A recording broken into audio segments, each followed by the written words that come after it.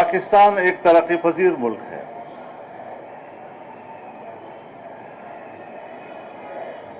پسماندہ ملک سے ایک ترقی پذیر ریاست کی طرف سفر کوئی آسان سفر نہیں ہوا کرتا، بڑا کٹھن سفر ہوتا ہے.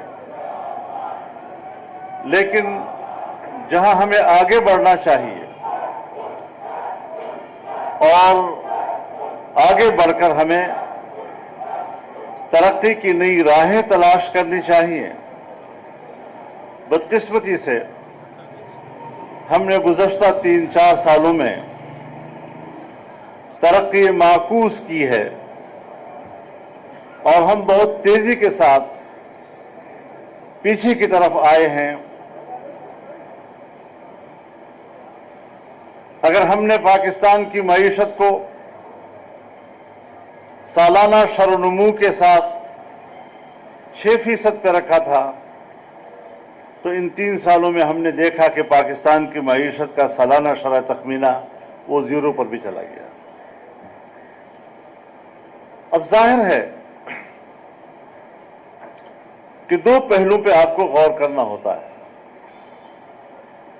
ایک یہ کہ آپ اپنی پبلک کو کیسے مطمئن کر سکتے ہیں،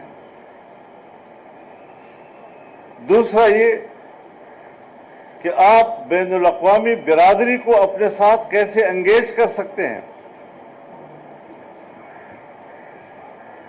بین الاقوامی برادری کے ساتھ بہتر تعلقات، ان کو پاکستان کے ساتھ انگیج کرنا، اس کے لیے بھی معاشی قوت کی ضرورت ہوتی ہے.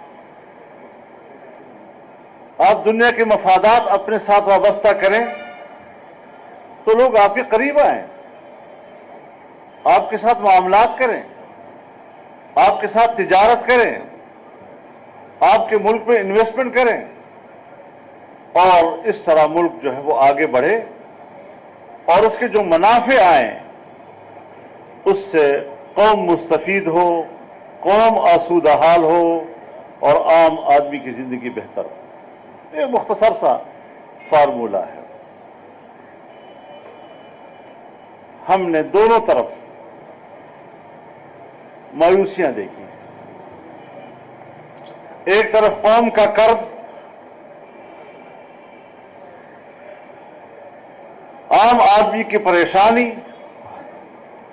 بھوک، افلاس، مہنگائی، بے روزگاری، والدین بچوں کا تعلیم کا فیس ادا کرنے سے قاصر، بجلی گیس کا بل ادا کرنے سے قاصر، یہاں تک معاملات پہنچ گئے تو آپ خود اندازہ لگائیں کہ ہم نے 70 سال کا جو سفر تھا اسے کس طریقے سے ان 3-3.5 سالوں میں گرا دیا اور ہم پھر ابتدائی پاکستان کے آغاز پہ جا کے کھڑے ہو گئے. سادہ سی بات ہے، اسلامی دنیا، غیر اسلامی دنیا. اسلامی دنیا میں سب سے زیادہ قریب تر اگر پاکستان کے کوئی ہے تو وہ سعودی عرب ہے. وہ قریب تر دوست بھی آپ سے مایوس، آپ سے ناراض، آپ سے معاملات کرنے سے گریزاں، آپ کے ملک میں سرمایہ کاری سے، اپنے پیسے کا ضیاع، اور غیر مسلم دنیا میں اگر پاکستان کا کوئی قریب ترین دوست ہے تو وہ چائنا ہے.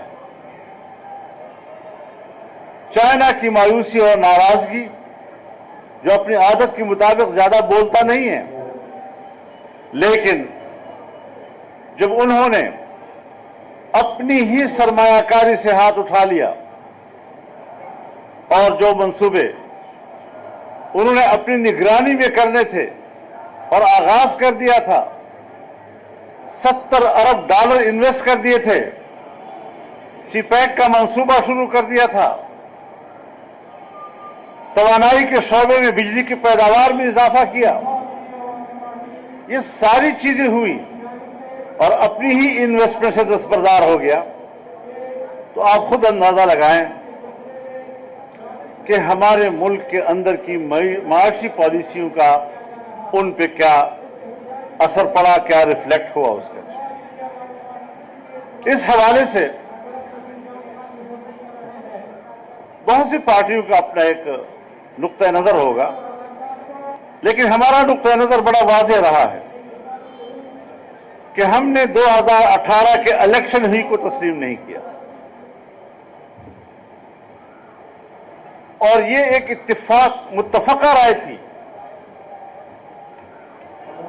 جس کی بنیاد پر ہم نے تحریک کا آغاز کیا. ہم نے کچھ مشورے ابتدا میں بھی دیے کہ موقف خود نہیں لڑا کرتے. جمہوری دنیا میں ایک موقف عوام کی طاقت سے آگے بڑھتا ہے. تدبیر کی دنیا میں جب تک آپ قوم کو اپنے قریب نہیں لائیں گے, تو ہم نے کچھ مشورے بھی دیے تھے کہ ہم اس نظام کا حصہ نہ بنیں, ہم حلف نہ اٹھائیں, لیکن اس وقت مجموعی رائے یہ بنی کہ نہیں, ہمیں ایوان میں جانا چاہیے. سو چلے گئے اور بعد میں اعتراف کیا گیا کہ ہاں آپ کی رائے صحیح تھی, لیکن اب تو وقت گزر چکا تھا. ہر چیز کی اپنی ٹائمنگ ہوتی ہے. ظاہر ہے کہ اگر وہ ہمارے جو جعلی حکمران تھے, اگر وہ کوئی کارکردگی اپنی دکھا دیتے, اچھی کارکردگی, تو شاید وہ اس کو کور کر لیتے. ان کو لانے والے بھی ہمیں کہہ سکتے کہ اگر ہم نے غلطی کی ہے تو پھر بھی کارکردگی تو اچھی ہے. سو وہ بھی نہ ہوا. تو ایک طرف جعلی, ایک طرف ناکامی, نااہلی, نالائقی, یہ سب جمع ہو گئی, اور تب جا کر ظاہر ہے کہ پھر عوام نے ساتھ دیا. لوگ سڑکوں پہ آئے اور صرف جمعیت علماء اسلام نے ملک بھر میں 14 ملین مارچ کیے. کراچی میں ہم نے کئی ملین مارچ کیے, بہت کامیاب رہے ہیں. پھر آزادی مارچ جو ایک تاریخی مارچ تھا, پاکستان کی تاریخ میں اس کو یاد رکھا جائے گا, اور ایک فضا بنی اور اداروں نے بھی تسلیم کر لیا کہ یہ نظام اب چلنے والا نہیں ہے. ہمارا مطالبہ کیا تھا اداروں سے کہ آپ فریق مت بنے, آپ حکومت اور حزب اختلاف کے بیچ میں فریق بننے والا ادارہ نہیں ہے, آپ ریاست کا ادارہ ہیں. ایک حکمران بھی آپ کو ہماری فوج کے لفظ سے پکارتی ہے, اور ایک اپوزیشن بھی آپ کو ہماری فوج کے لفظ سے پکارتی ہے. میرا مخالف بھی کہتا ہے میری فوج, اور میں بھی کہتا ہوں میری فوج. اس مقام پر واپس آنا چاہیے. میں اللہ کا شکر ادا کرتا ہوں کہ ہم نے اپنے حدود سے تجاوز نہیں کیا, لیکن اپنی بات کرتے رہے. اور ایک وقت آیا جب حقائق کا ادراک ہوا. آج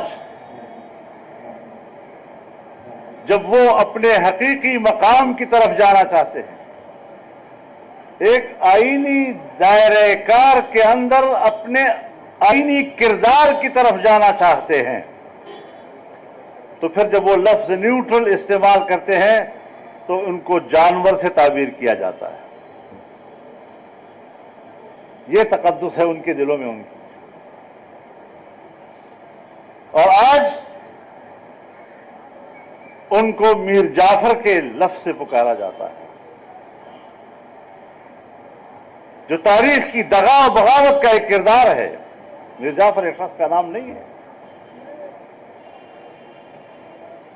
یہ ہے ان کے دلوں میں اپنی اداروں کی توقیر، کہ جب تک ان کا سہارا بنے، وہ ملک کو ڈبوئیں تب بھی سہارا بنے، وہ ملک کی کشتی کو غرق کرے تب بھی سہارا بنے، اور جب سہارا بنتے ہیں تو پھر ٹھیک، پھر ہماری شکایت بھی ناجائز۔ لیکن کچھ سوالات ضرور پیدا ہوتے ہیں۔ کل بھی مجھ سے ایک انٹرویو میں پوچھا گیا کہ آزادی کی بات تو آپ کرتے تھے، آج عمران خان نئے بیانیہ کے ساتھ آزادی کی بات کر رہا ہے۔ میں نے کہا اسے کہتے ہیں تبدیلی، کہ الیکشن پچھلے لڑا تبدیلی کے نعرے سے اور نئے الیکشن کی طرف جانا چاہتا ہے آزادی کے نعرے سے۔ تو آزادی کے نعرے میں تو وہ ہماری نقالی کر رہا ہے، تو پھر نقالوں سے ہوشیار رہنا چاہیے۔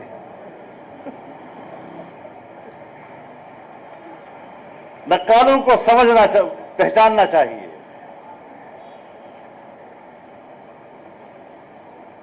جو پاکستان کے اندر غلامی کی علامت ہے، رونا اس پہ آتا ہے کہ وہ بھی آزادی کی بات کریں۔ جو پاکستان کی معیشت کو اپنے قبضے میں لینا چاہتے ہیں، پاکستان کو تہذیبی لحاظ سے اپنے رنگ میں رنگنا چاہتے ہیں، اب تہذیب اور مذہب انسان کے اندر سے اس کے عقیدے کو کھینچ لینا، اور تہذیب انسان کے جسم کے اوپر حیا کی چادر نوچ لینا، ان دونوں پہ کام ہو رہا ہے۔